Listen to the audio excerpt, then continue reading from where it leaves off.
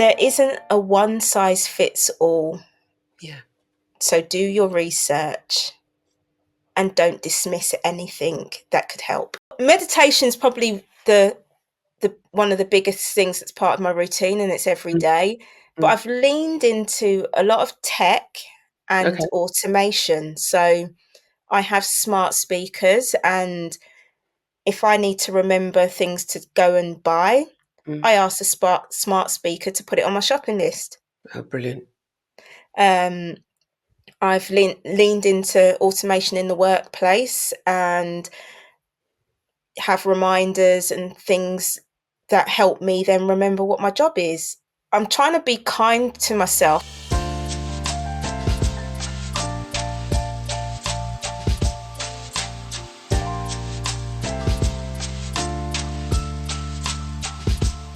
Hello, and welcome to Season 7 of Menopause Whilst Black, the podcast. Season 7, goodness me. The last time I was talking to you, besides the trailer, it was back in May 2024. We've had a break, as you know, a well-deserved break, but also I wanted to really think about which direction I wanted to take the podcast in. And who am I? My name's Karen Arthur. I am the host and founder of Menopause Whilst Black, the podcast that is committed to sharing the menopausal stories of Black people in any stage of menopause, primarily based in the UK. Welcome. If you are new here, hiya. I wonder what brought you here. I would love you to tell me how you found us, why you stayed. You can comment on Spotify, on YouTube, on Apple, and some other podcast platforms as well. So I would love to hear from you, or drop me an email, thekarenarthur@mail.com. So, Season 7, we've got a host of wonderful humans who have kindly and honestly shared their stories with us. So it just remains for me to say, either pop your trainers on, or go out for a walk, or sit back and relax and enjoy this episode 1 of Season 7. And I will chat with you on the other side. All right. Enjoy. Hello, and welcome to Menopause Whilst Black, Season 7. I cannot believe I'm actually saying that. My name is Karen Arthur. For those of you who are often listening, did you miss me? For those of you who are new, as I said, Karen Arthur, I am a broadcaster and artist and the host and founder of Menopause Whilst Black, the podcast. If you are new to this podcast, there are 6 previous seasons, 2 of which are on YouTube, and the rest are on all good podcast platforms. So do go back to those and listen to those. But in the meantime, don't leave us now. Welcome to episode 1 of Season 7. I have a new guest. Of course, I have a new guest. My new guest is called Rebecca Orleans. Rebecca is a neurodivergent, multidisciplinary administrator and photographic artist. She has had some of her photography published in a photo book called The Travelling World Is Not Arriving by Reframed, who are based in the Midlands. She's exhibited at Format Festival online and been part of an award-winning exhibition called Living the Dream in London with 50 other Black female photographers. Rebecca also has other creative passions, which we'll get into, including knitting, crochet, and sewing. She is incorporating stitching into her photography, centering her own menopause journey through self-portraits, and has written blog posts called The Open Journal of a Peri-Menopausal Woman. Welcome, Rebecca. Thanks for having me, Karen. Now, Rebecca and I don't go way back, but we certainly go back. We followed each other online. I think we met with Tamu Thomas, is that right? Before that. Goodness You me. you you did a you used to teach at a show, Mm. Oh, and I yes. and I came and visited you at that show. That's right. That's right. So in a former life, I was a sewing teacher, sewing tutor, fashion designer, and I used to do tutoring, teaching people how to sew at the Knitting and Stitching show. And I remember now because it was a February and the weather was awful, and lots of people were not able to make it all the way down to London to this show. And Rebecca turned up, introduced herself, and was absolutely brilliant and really made me feel, like I wasn't alone because I was really scared about I think it was my first tutorial, my first time at Knitting Stitching Show, which is a big, event. And she really made me feel at home. So thank you for that, Rebecca. So tell us about yourself. Who are you outside of your titles? Um, I'm an introverted cheerleader. I just love to see people succeed and support from the sidelines. I am a sister. I'm an auntie. I'm a great auntie. Um, yeah, just a quiet advocator for stuff. Not always the loudest, but Mhm. fighting from the background Yes. What's interesting about what you're saying is that do you find that people underestimate you? Do you find that because you are all the quiet? time.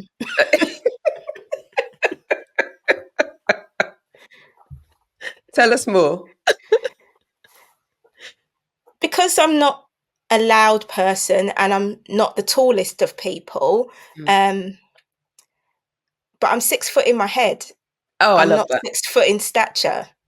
Um, so people don't think that I know stuff or around my neurodivergence.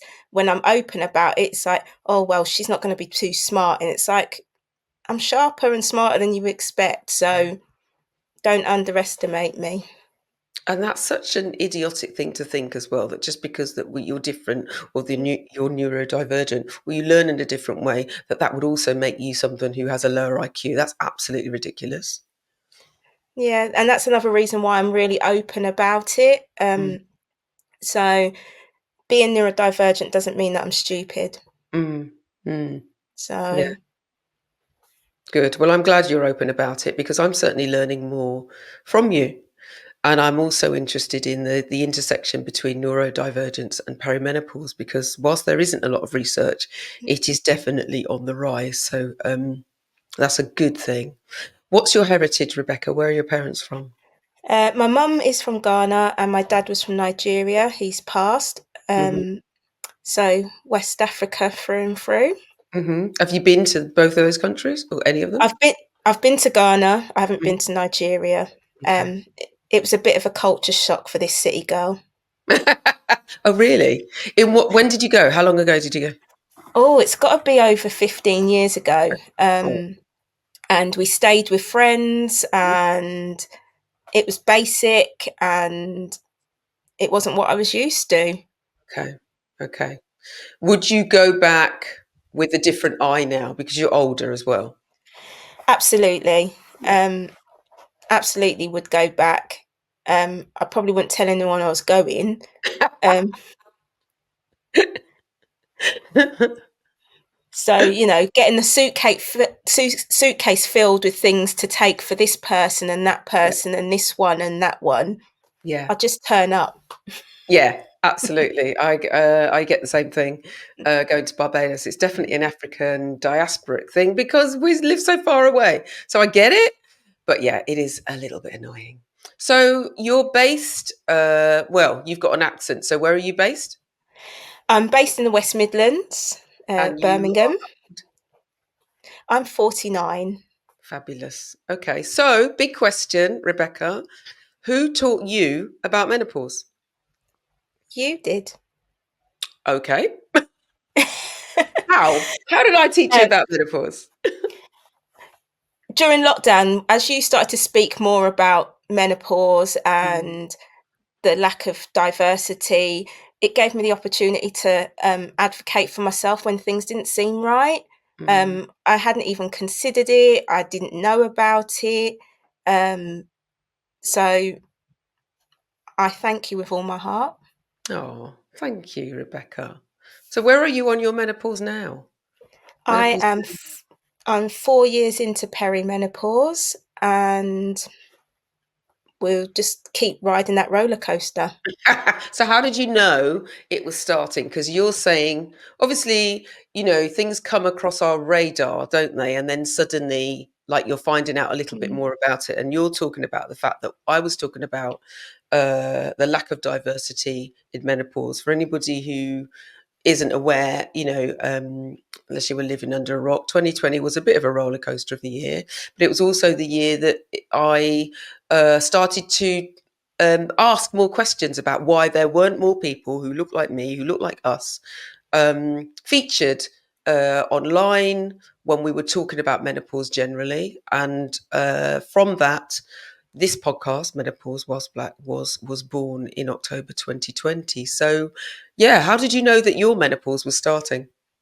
Um, I've always struggled with endometriosis and adenomyosis, Mm. so I'm very aware of my gynecology and so Yeah. forth. So my periods were regular for over 20, 30 years, and they stopped being regular. And then I was getting aches and pains. It was taking over 20 minutes to get out of bed. Wow. I stopped. I stopped knitting and crocheting because I couldn't hold the needles, and something just wasn't right. Mm. And for people who are listening who don't know, what were the symptoms? What were your symptoms of endometriosis and adenomyosis? Because that's a double whammy, isn't it? Yeah. um, Extreme pain, passing blood clots that would make me faint. Mm. Um, Most of it was pain and fatigue. Mm. How did you manage that? You were working, right? Yeah, working full How did you time. manage? How did you manage? Blood clots, fainting, painful periods. How did you manage all of that whilst you were also working? Did work know? Talk us through that. Um, Work did know. Um, I was also at the time officiating basketball games to international levels, so Mm. I'm not quite sure. So I try and hope that my periods would fall in a way that they wouldn't affect going to work. Mm. Um, I would take lots of painkillers. Mm. I would walk with changes of clothes, wear dark colours. Um, yeah, that's what I've contended with for 30 years. Isn't it interesting how what you're explaining is something that you just became used to? It was normal for Mm. you to walk with a change of clothes, to hope that, that events would fall outside of the period where you might have your periods or where you might have pain. And it's something that you just got on with. Um, and you shouldn't have to put up with that. And it shouldn't be something that you have to accommodate. If anything, people should be supporting you so that you can work around that. So it's interesting the way you described it. And yet you're talking about something that is, for me, who had never suffered Mm. any, irregular periods until my perimenopause kind of kicked in. Um, is not a normal thing to do, but that became something that you got used to. Yeah, again, I started my periods when I was 11 years old, Hmm. and the pain and the issues started at 13. So it's a case of, oh, you've got to get on with it. Oh, you've still got to go to school. This has got to happen. And you kind of dismiss it. And more, I hear it's like, oh, well, it's only a bit of pain or whatever. And it's like, well, no, it's not actually. There was one time when I ended up in the doctors and collapsed, and they had to send me to the hospital. Um, And was there so any sympathy or empathy at school? I mean, I'm asking a question, but I kind of know the answer. not really. I don't think people knew about things like this at that point. Mm. It took until I'd moved to Birmingham Yeah. And went back and forth to the doctors for 7, 8 years before they put me forward for a laparoscopy, which showed Mm, up the endometriosis. mm, Um, and then I then went to Dr. Google to learn more about it. mm, And I started working with academics. So then I would get access to peer review journals to try and find things out. Um, got introduced to a really good consultant who was open to different things. So I've made dietary changes to help with the pain levels. So I'm gluten and dairy free because of the pain levels for endometriosis. That doesn't suit everybody, yeah. but that's helped me over the years. Mhm. That's great. And did you say you discussed it with your doctor and you had a consultant. Who else did you discover? Who else did you discuss your menopause once it started? Who did you discuss it with, if anyone? Um, my line manager at the time, Mm. who was also going through menopause, Oh, okay. and where I work, they were having menopause cafes. So it was a safe, confidential space to talk about what I was going through, and people could understand and empathise. Mm. And were they empathetic at work as well? Were work aware, or was it something that you kept to yourself, apart from your line manager, obviously? Like, do Um, they talk about menopause at your workplace? yes, they do. Again, I've been really open, and because it's affected my ability to remember stuff, as well as being dyslexic and Mm. going through brain fog. I've got no chance. So how do you sort of manage that and not be open to say, look, I'm struggling, I've not slept for 3 days, and you want me to do this? So I've been open with all of my immediate colleagues and said, perimenopause is not being kind to me. Mm. Um, my line manager at the time, if I was struggling with hot sweats or I hadn't been sleeping, I could flex my hours to make sure I did my hours. Mm. But if I was like sitting here on a Zoom meeting and it's like, all right, I'm now absolutely drenched, I could go off and have a shower in the middle of the day.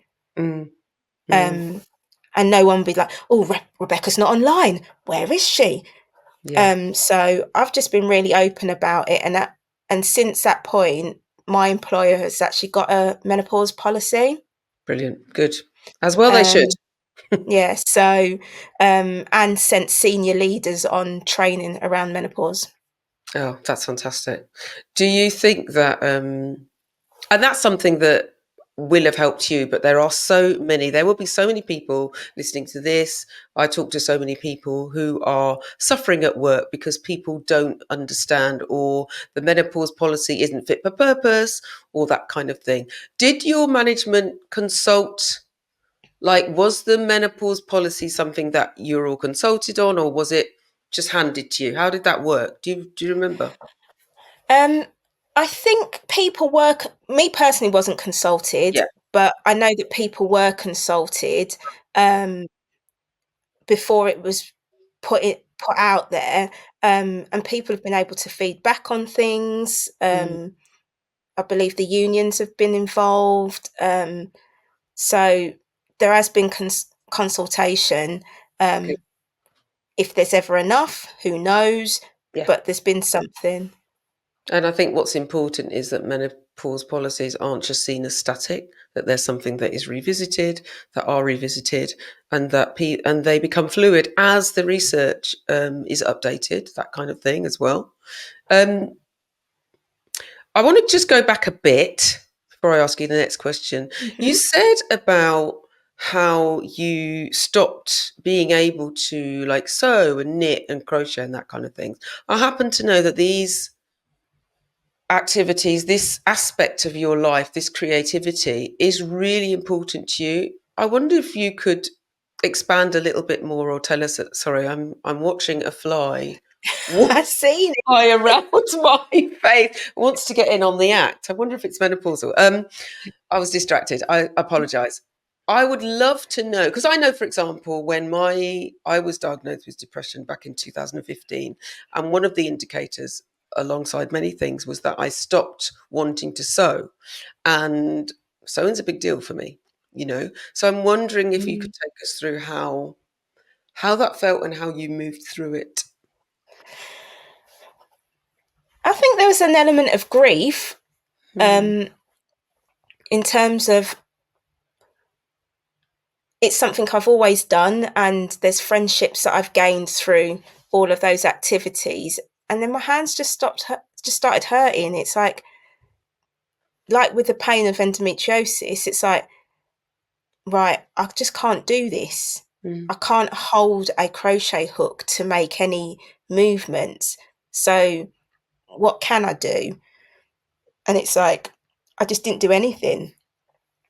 So And how did that affect your mental well-being? um, it took a nosedive. Um, I did go to the doctors because I didn't relate the two things together. Um, and the things that the doctor gave me didn't make any difference. What did they give you? It's like, oh, put some sort of gel on, sort of Right. painkiller on there and this kind of thing. And it's like, no, it's not touching the sides. Yeah. Um, but I also have a tight tension in the way that I knit and crochet. So I try to be looser with that and it still hurts. So yeah, it's Mhm. affected a lot of things.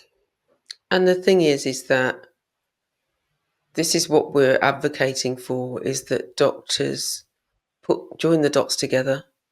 That often when you go to the doctors, they're treating the thing that you've come in with. Yeah, And if you've come in with two things, they're not necessarily, joining the dots, which means, as you said, which means that you're given creams or you're given painkillers or that kind of thing, as opposed to looking more maybe holistically or casting a wider net. Whereas a lot of things, a lot of symptoms, menopause symptoms, once you put those bits together, you might realize, oh, well, this person's in perimenopause, especially if you also, not all the time, but also take into consideration, age and that kind of thing. How is menopause perceived in your family? um, we don't really talk about health, so I don't think I could What, at say for all? not really. Okay. Um, so apart from a lot of people in the family would go blind as they got older. That's as much as I know, which turns out to be glaucoma. Okay. So again, we've just not talked about those things. But since 2024 and the start of the podcast, I did broach the conversation with my mum to ask Mm, her when it started for her. And there's about a couple of years difference. She was 48, I was 46. mm. Um, and it was also the time I was a teenager. So the hormones of being a teenager were doing this against the hormones of Yeah. going through menopause. Mm. So we just didn't get on. Yeah. Yeah. This happens a lot where people will enter perimenopause Mm, and also have teenage children. mm. And that is like I can't think of a word, but it's a mishmash, a Explosive. yeah, explosive. Yeah, absolutely. And often the people going through perimenopause don't realize what's going on, and the people who are going through puberty are, it's a madness. You Yeah. know, um, I like to think that knowing what we know now, or more and more people knowing what they know now, they might be more mindful moving into this transition, and also that because children are certainly in the UK are learning about menopause, she said, crossing her fingers, in schools, that they might be Yeah. more empathetic to the people they're living with. Certainly. So, what are your most interesting slash worrying slash fascinating symptoms? I I'm laughing. mm, Let me explain why I'm laughing. mm, So I send a client agreement mm, before we go onto the podcast, and there's a bit where I offer up the questions, just for people to read, for guests to read. And Rebecca filled all hers in. So I actually know the answers. So go for it. Go off, do your list. I ended up with a dental abscess, Mm. Mm. um, which once we got out of lockdown meant that I had to have a tooth pulled. My skin was crawling. What, all Just over or just parts of your yeah, body or? just all over. Um, then my boobs, my breasts were hard. They were like boulders. It was just like Wow. Sorry. I'm sorry. You will only be able to see what Becca's doing. She looks literally has done a gesture like she's holding boulders, but obviously if you're on YouTube you can see yeah. this. Do rush to YouTube Um, and look. um, and then I also ended up with a real intolerance to alcohol. Mm. Mm. Um, All one alcohol or certain alcohols? All of it. So I loved red wine. Mm. No more. I liked a nice gin and tonic. Mm. Not a chance. Oh, A nice gluten-free beer. No, thank you. oh, Um, darling. but when they took my blood work, because Mm. I really advocated because I was on that sort of cusp of being 46. So, oh no, we'll just look at your symptoms. I Yeah. did ask them to take bloods, and it came back with inflammation markers that the doctor asked had I been drinking too much. Oh my goodness. Yeah, And you hadn't been yeah. drinking at all? I'd had a few in the flat, you Yeah, know. but you've cut down, Yeah. certainly. Yeah. So, so it's like all of those things were the sort of most interesting things. On top of that, there was the night sweats, the hot flushes, brain fog. I'm Mm. standing at the fridge trying to work out what I'd put my head in there for, or I'd be putting my head in there to keep it cool. Yeah. Yeah. Um, so, but yeah, I think the dental abscess is probably the most interesting one. Yeah. And what people don't realize, because I now, with hindsight, Mm. realize that my perimenopause was, I noticed it. I didn't realize it was perimenopause at the time, but two things happens. One, I split up with my long-term partner, and two, I had terrible, terrible toothache. And again, same as you, ended up having a tooth pulled out, which is really traumatic. There Yeah. is something about, I remember lying in the dentist chair and the dentist just, saying that, oh, she's going to take my tooth out. And I imagined that because your teeth kind of shape your face, don't they? And I imagined the Yeah. whole of one side of my face, caving in. It didn't do that, by the way. So yeah, it's estrogen has a big effect on the health of your gums, and so it's really important to look after your teeth. I am a stickler for teeth health now. I wasn't so much before perimenopause, but yeah, goodness me. So there was a lot going on for you.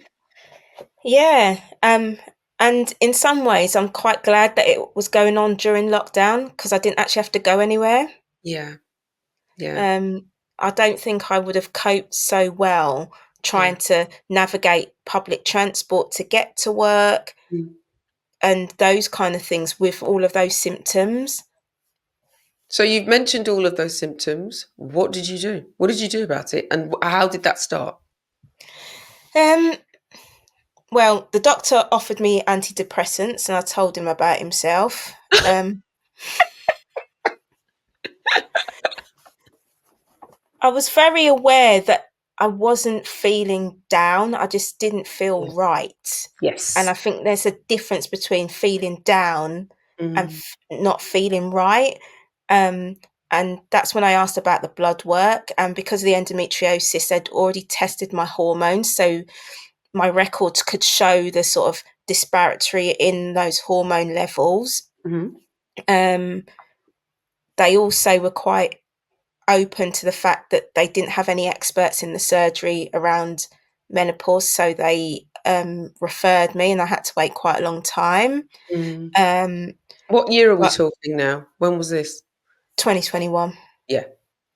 Um, but I tried to do it all with supplements. That didn't work for me. Really? Which Um, supplements did you try, just out of interest? Because well, some people works a treat. I had like a women's supplement with a bit of everything in it. Right, okay, Um, evening primrose oil, a whole load of things. But I bought them mm, from a certain brand health food shop. got you. And then I started following Pamela Windell, Mhm. and she was talking about the quality of supplements. Yeah. And then I ran to the packets, like bulking agents, Yeah. sweeteners, all the rest of it. And it's like, no wonder this stuff isn't working. And the thing is that it is, if you're going to take some, because there are people who swear by, obviously, magnesium, vitamin D3 is something we should all take. Some people swear by ashwagandha, which is something I've just started to take. Because of anxiety, but also, you need to make sure, as Pamela Windell, hormone coach on Instagram, who is incredible, and coincidentally was my first guest on episode 1 of season 1 of Menopause Whilst Black, the podcast. She's right. She's talking about a lot of the stuff they put in the less effective brands, let's just say, from Mm, certain big companies, have a lot of shite in them, to put it mildly. yeah. So what did you do then? Um, I started meditating every day. Okay. So I use a well-known meditation app. I'd got a You're allowed discount to say for. the name of it. Oh, well, I didn't know. So I use the Calm. I use Yeah. the Calm app. Okay. Um, so I would listen to the sleep stories to help me get to sleep. Mm, Listen to the soundscapes to keep my mind quiet in the night if I had woken up. yeah. Um, if someone's disturbing my peace during the day, I listen to another podcast. So I am on a streak of 940 days. Oh Lord, that's amazing. That's brilliant. So yeah, I that's made a real difference. I'm Hmm. not saying that it works every day, but I still do it every day. Um, and what else? What else? So did you Movement. did you consider medication, or did you I decide I no? begged for the medication in the end. Really? Yeah. I I gave the other supplements time, and it Yeah. wasn't working. Yeah. Nothing was changing. I wasn't sleeping. I thought I might lose my job. All of Mm, that kind of stuff. yeah. Um, so I said I need help, and so I tried HRT.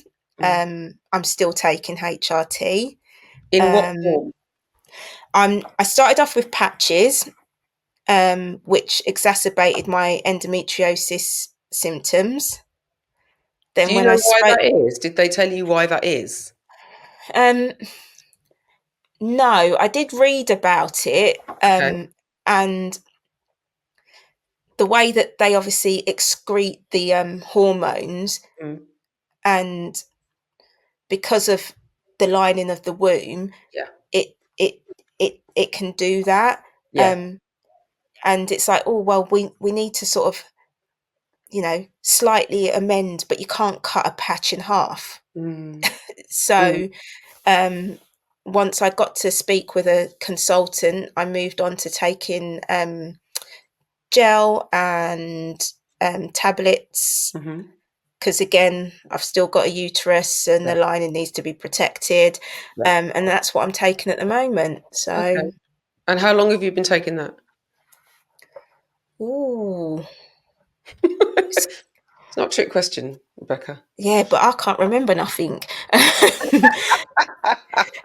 It's got to be Long enough coming up. for it to work. Yeah, no, it's or remembering that I need to put in another prescription. Um, Okay.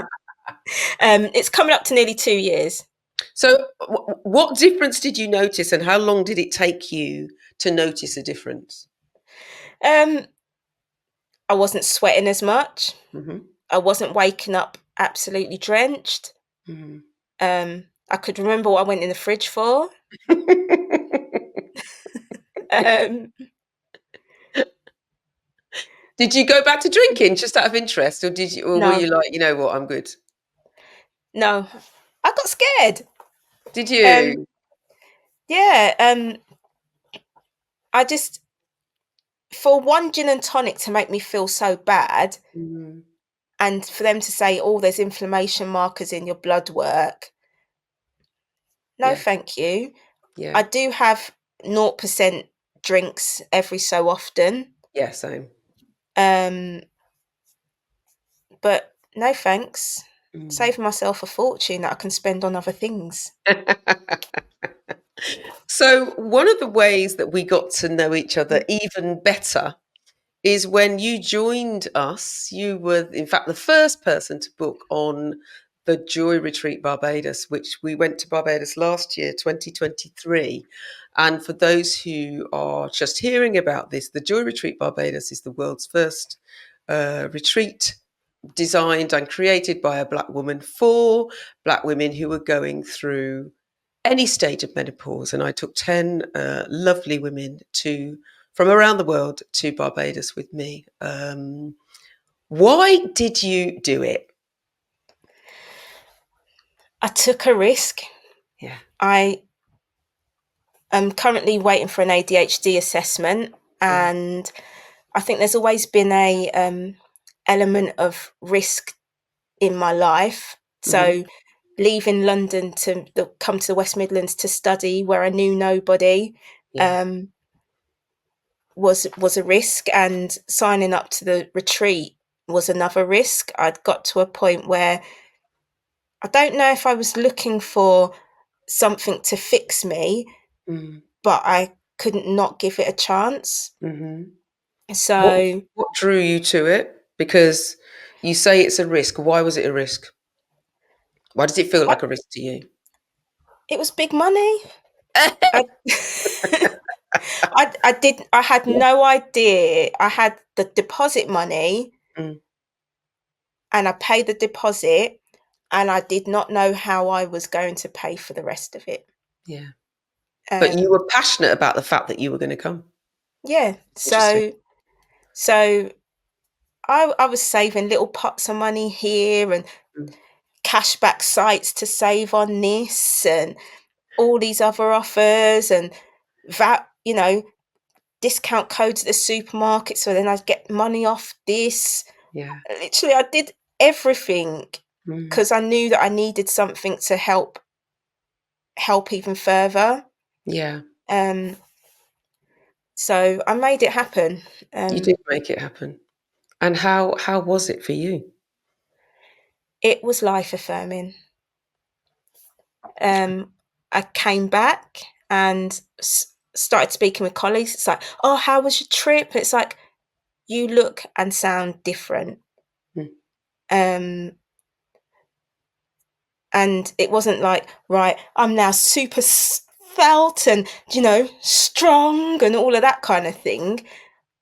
There was something about being in such a safe environment, in the sunshine, listening to the ocean crashing on those rocks with those other women, that was life affirming. And since I've been back, I've had other people ask me, how was it? Oh, I didn't see any pictures. I didn't see what you got up to. It's like, you've got to experience it for yourself. It's not, again, as a photographer, I like people to see what I take pictures of, and I took a lot of pictures whilst I was there, but it wasn't about then sharing it everywhere. It was about having that experience yeah. and learning about other people's journeys Mm. and meeting other people and going to Browns Beach and eating mangoes in the ocean and going to the fabric shop and, you know, going to Christchurch, going to Andromeda,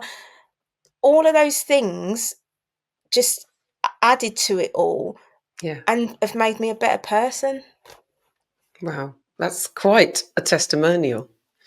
I think listening to you, because you're talking about it and it sounds like you went last week. And we're talking over a year ago now, and Mm. we have a group of friends, and we've kind of, that's come out of the joy retreat, the joy seekers. But I think this is what is most important to me. There are lots of retreats about, don't get me wrong, and there are more and more menopause retreats um, coming up. And also there's an argument that, well, why would you go all that way and spend all that money, which all that money is relative, let's be clear. When you could rest at home, you could just take a week off and rest at home. But there is something about, and this is why I created the Joy Retreat Barbados, about gathering Black women in particular in communion in a safe space, so we can just rest and be safe and hold each other and listen to each other. And I'm grateful that you were part of that inaugural experience, and I'm looking forward to going again next year in 2025. But yeah, thank you for that, because I'm always interested, obviously, in what people have got to say and what they remember. But you talk about it like it was yesterday. I'm very, very grateful. Thank you. No, thank you. Just because, again, as a photographer, I'm also quite an introverted person. So I would hide behind my camera. And I could also then see others that had come, letting their shoulders drop and their jaw unclench. And from pictures I took at the beginning of the week to the end of the week, people were lighter and the joy was just gracious and the space was gracious and the bants was there, and you know and I can see that when I look back through the photos, which I do on a regular basis, Yeah. and it's like, oh, it'd be nice to post that, and nice it's like, but no, it's not about that. It's about, right, I can go through those photos and it's like, yeah, that was such and such a day, and we'd just been there, or we'd all got up for breakfast and had boljol and bakes and fruit salad, and the ocean is just there looking at us, and the birds would come and land on the side and watch us as we were just communing with each other. Oh my goodness, I want to go back now. And so when people say, oh, would you go back, it's like, Barbados has got a chokehold on me. There is some way, somehow, I intend to go back. And if anybody is looking at going to the retreat next year,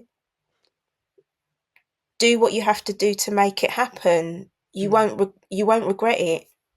Oh, that's lovely. And thank you.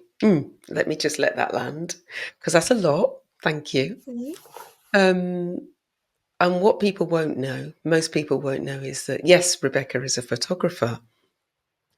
I had been scrambling around trying to find someone based in Barbados to do some photography, to take pictures of the retreat before we took off, and it didn't happen for various reasons. It didn't happen, and I had never asked Rebecca to do any photography at all. And then we landed, and you have this skill to be able to, because you came out with these photographs that we didn't even realize you were in the room. And what I loved is that I ended up with a bank of photography that you did because Mhm. you were there, but also because you felt compelled to. And we have, like you say, you go through the pictures. I do exactly the same thing, just to remind me of what a magical time we had. So it's kind of an extra kind of thank you, because we have those memories, but we also have the photographic evidence as well. So thank you for that. And also the thing about not posting. You kind of posted the odd picture afterwards, but on the whole, you had to be there, didn't you? That's it. Um, Again, I'm coming back from Barbados. I've learned that not everything is Instagram. Yeah. Not everything needs to be shared. Mm. There's things that I know that I can ask the group, the joy Yeah. seekers. I don't need to be putting it on social media for this one to interpret it in one way, or for this one to do this, or for someone to hold me accountable when I am getting stuck. Yeah. and so forth. Yeah. So, I share a lot of my work, Mm. but that body of work is not in the public realm because it was never meant to be. Yeah. Yeah. I hear that. I hear that. And we did yoga every day, didn't we? And you were Yeah. adamant. Well, some people Go on. did yoga every day, not me. But since you've been back, you have. Was it Yeah. because you'd never done yoga, or it just wasn't your thing? What was your, or was it painful? I don't know. Um, I wasn't in the best of shape when we went to um, Barbados, so Okay. I'd not been moving very much. Mm. My ankles were swelling, um, and it's like, right, I'm going to start doing some downward dog in somewhere, and it's Amongst strangers. it's like, oh no, Yeah. let me sit and watch for the first day, and maybe I'll do it the next day. No, then the next day, no. Um, but since I've been back, I have done a class with Donna Noble Yoga Yeah. in the middle of a shopping centre, As you do. as you do. And then this weekend, I've just come back from a yoga retreat with other friends. Incredible. And there's something that always stays in my mind about Jasmine. Yeah. Um, She was our yoga teacher in Barbados. Yeah.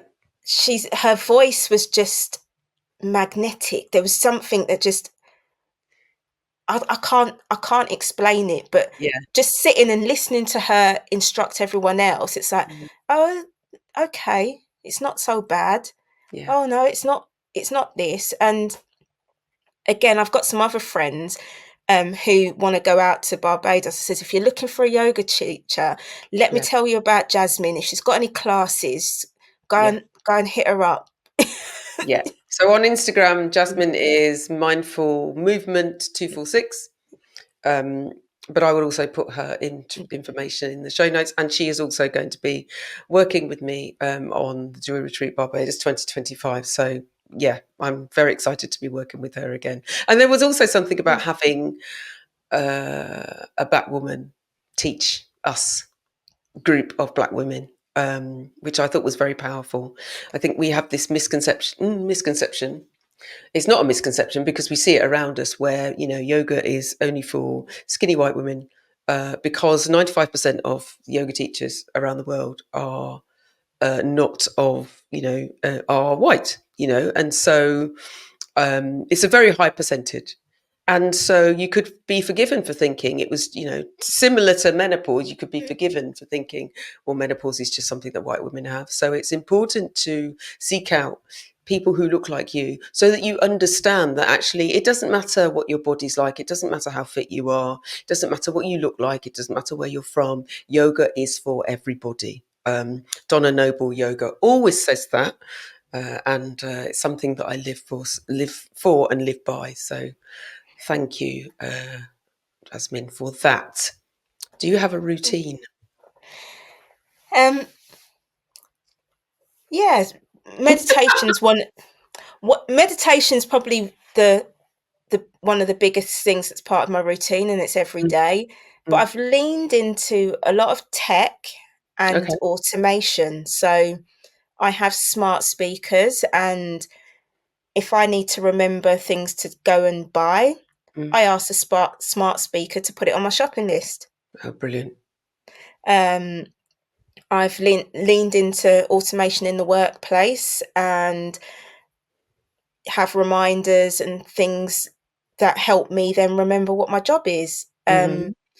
And that putting that into my routine is helpful. So I also have light bulbs, because one of the things that I would do is if I took to my bed and I'd left all the lights on, I wouldn't Yeah. then get out of bed to turn the lights off. So I can ask the smart speaker to turn the lights off. Oh, that's a good idea. Mm.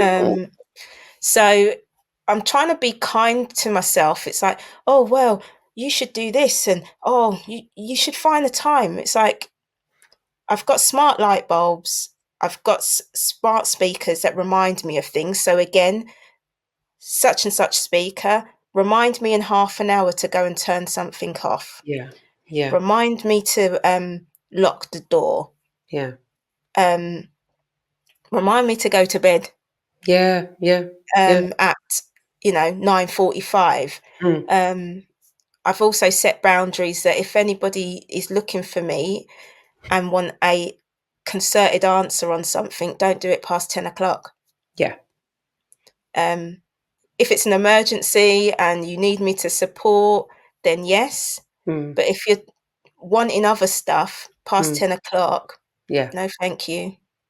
Yeah. Um, And so the boundaries are important, aren't they? yeah, so setting boundaries has been part of my routine, and I'm getting used to it, and Yeah. so are a lot of other people. So Good. that's what I Brilliant. work on. Brilliant. How do Uh, you celebrate yourself? Do you celebrate yourself, Rebecca M. Orleans? I am trying to celebrate myself more, Hmm. and I think the thing that I do the most is stay open to learning stuff. Yeah. So I get really excited about learning new random things, which Mhm. is what I now know to be hyper focus. Okay. And I taught myself how to make mango sorbet. You did. Uh, Mango yeah, sorbet was one of the desserts when we were on the retreat. mhm. And Rebecca took to it like, well, practically if they didn't have it, she was upset. I But was yeah, bereft. you've recently rekindled your love of it because there's somewhere Mhm, near me mhm. who does it as a takeaway. So, so and I did that from online. I Mm, found a recipe. I watched some YouTube videos and some TikTok, and mm. just worked it out. I've done my own coconut jasmine rice. Um, just So I learning suppose different. you're celebrating yourself is also around creating things that you can enjoy, whether it's your Yeah. sewing, because I mean, you're wearing something that you've made, and you brought Yes. some fabric back from Barbados. I think between me and you were the person who Mm, most enjoyed our trip to the fabric shop. But yeah, it's about yeah. creativity as well. It's about creating things that will bring Mm. you joy, whether you eat them, whether you wear them, that kind of thing. That's what I'm hearing anyway, unless I've got that wrong. No, absolutely. So what I've since we've been back, I've made a top from fabric that I brought back from Barbados. I've made a dress and I call it my joy dress. So when I've been invited to different things, it's like, right, let me put this dress on. And it's like I've got 10 other women on my shoulders holding me up. Rebecca, that's And beautiful. it's like, whatever it is, I Mm, feel again 6 foot mm, in that dress because of what it means. mm. Um, and when someone says, "Oh, could you make me one?" It's like, no. Um, "Oh, that's beautiful. Where did you get it from?" I made it. The fabric was from Barbados. Mm. Abed's all about it. Wish I'd bought more. Um, and again, it's just being open to, like you say, being creative. So going to artist talks and learning about different things. So again, Maritime Museum, Sharon Waters' talk there was amazing. I've listened to her speak at the National Gallery. Met other fantastic artists from the global majority through her events, Mm.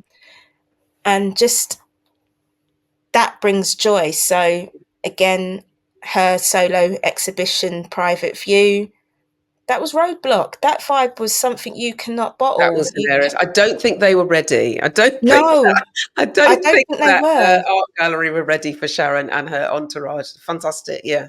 Her It was a seeing your fantastic stuff. That was great. evening. It was Yeah. absolutely beautiful. And when you look back at the pictures that the gallery posted, and I took a few, it's like, yeah, Yeah. this is joy. This is One celebration. 100%. I So really like that. I like that. More of us could take a leaf out of your book. Because often we think of celebrating ourselves as buying something or, going for a spa or that kind of thing. But I really like the idea of creativity, which is so woven into, pun intended, into the fabric of your life. I'm just going to Yes. keep going. Um, uh, Especially as you went through a period where you couldn't do that. It is a celebration when you create. So yeah, I'm glad that is part of your journey. What's the one? Do you have a piece of advice that you would give to anybody listening to us right now? I do. There isn't a one size fits all. Yeah. So do your research and don't dismiss anything that could help. Mm, that's brilliant. That's concise. Thank you for that. What's the tune that instantly makes you want to dance, Rebecca? Outstanding by the Gap Band. And that is going to be the first track on season seven's playlist, which I'll put up on Spotify when we have a few more to go in. Otherwise, you'll just be playing that over in a loop, which Rebecca will be happy about. Um, Rebecca, thank you. Thank you. Do you have anything? Where can we find you? People will want to connect with you. People might want to chat with you. You just remind us of what your blog is called and where you can get it, etc., etc. Yeah, my blog is not just menopause, it's about photography, it's about ramblings when I get round to it. Hmm. And it's Rebecca Orleans at wordpress.com. Hmm. I'm on Instagram as Rebecca M. Orleans. And I do post food. That's poppy bead food. Um, There's a load of stuff about mango sorbet. So hey, yeah. And the year's supply of gluten-free pasta that I won. Um, I also have a photography portfolio, which is Rebecca Orleans at portfolio.com, I think. well, And I'll so get you can, those links from you and pop them yeah, in the show notes anyway. and so you can see a myriad of work that I've done in the past. So it's like there's a little sporting event going on at the moment, and I actually got to go to that. So there is actually work that I took from London 2012. Oh wow, that little sporting event, right? Okay, Yeah, that little sporting that event. happens to be happening in France at the moment as Yeah. we record this. Um, so, there's again memories and things and storytelling from Mm, some of the pictures amongst that portfolio. So it's not all Instagram, but I do post quite a lot in there. mm. Um, quite active in my stories, post some quite random things in there or share a few random things. So yeah, that's where you'll find me. Great stuff. Great stuff. Rebecca, I can't thank you enough for being my first guest on season seven. Thank you so much for chatting with me, for sharing your menopause journey, and I hope to see you in real life very, very soon. Thank you for having me.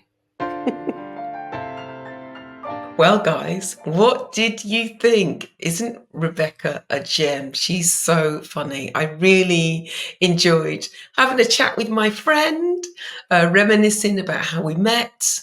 And I love that she was able to share, quite serious things about how she's experienced not just her menopause, but her periods beforehand, her experience of endometriosis, her experience of how she changed her diet, moving from, not drinking a lot. That makes her sound like a lush. She's not a lush, but, enjoying a bit of red wine, enjoying her dairy, to moving to a gluten-free and dairy-free life. That has really helped her. I was always also interested in what she said about supplements. There are many people who swear by supplements and they work very well for them, whether it's magnesium, whether it's, oh, now I'm thinking about it. I can't, my mind's gone blank. But anyway, supplements, the common wisdom, and Pamela Windell, women's health coach, is very good at explaining this.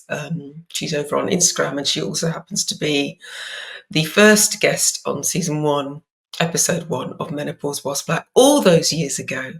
she talks about being very careful about making sure that you read the ingredients. So I'm glad that Rebecca mentioned that.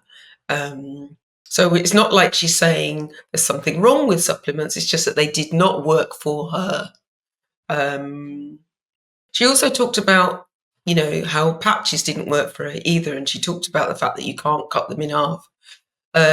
Common wisdom is that cutting, I know that people have cut HRT patches in half, but common wisdom is that it's not a good idea and it can be risky. So be very, very careful and make sure that if you are going to opt for hormone therapy, and you can, because remember, some people cannot, then chat to your doctor about the best way to take that.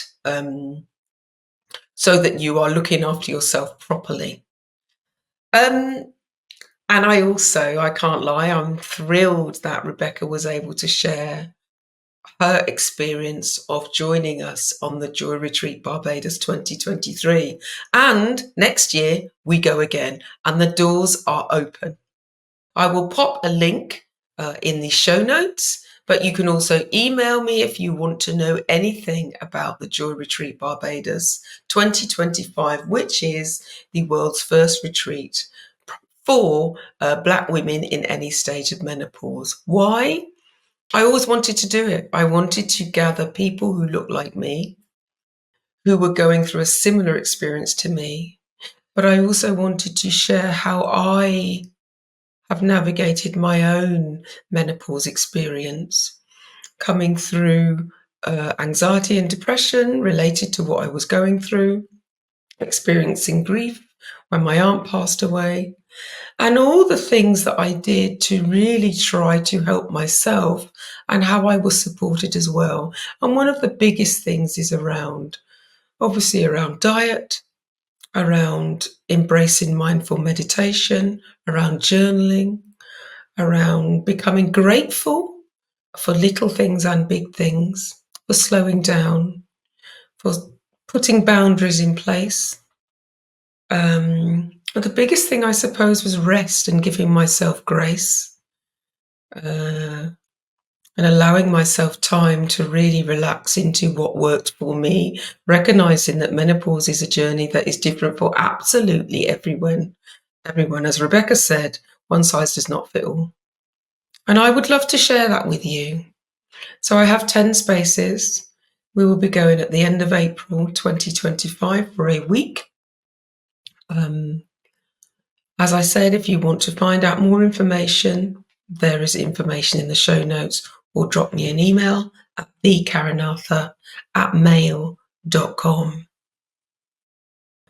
If you love this episode, if you love this series, please write a lovely, beautiful review on the platform of your choice. I'm today years old when I found out that I could actually, one, that you could comment on Spotify, and two, that I could actually respond as the podcast host. So if you are someone who are listening on Spotify and you have commented in the past and you've just had a notification saying that I've responded, that's the reason why. Sorry about that. You can also write a comment on Apple, and I would love you to rush over to YouTube, where obviously we're much more visual, and when you were still a little bit new to YouTube, so I would love to get those algorithms working for us over there as well. If you are a brand and you're listening and you would love to sponsor an episode or a series of this podcast, please get in touch. Same email address. I would love to have a chat with you so that we can grow even further. I think that's it. I would love you to look after yourselves. I mean, truly look after yourselves. We're moving into, well, for teachers, I'm an ex-teacher, so I have a vested interest. The longest term. We're moving into colder nights, longer nights. And it's important to nourish yourselves, both physically, choosing the movement that you do, choosing the way that you move your body, and also choosing to eat and hydrate yourself so that you are getting the best out of your body and your mind as well. Yeah.